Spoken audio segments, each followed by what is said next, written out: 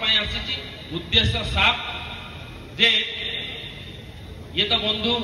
आलोक बाबू हूँ ओम बाबू हूँ ये निमंत्रण करने कथा ये दूसरा कथा प्रथम कथा है जदि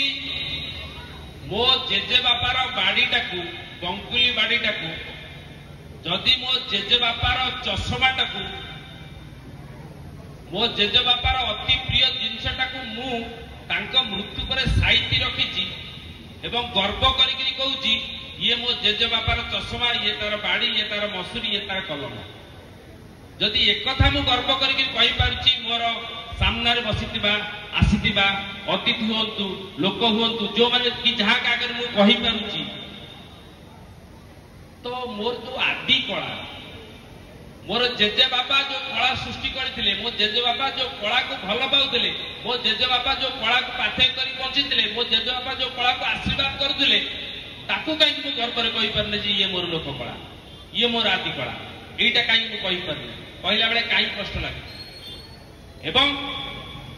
जदि जो आमर आमर नाटक रे पाठ पढ़ा होतला जे जेते बेले मनुष्यटा जन्म हला मार गर्भरु जेते बेले जन्म हला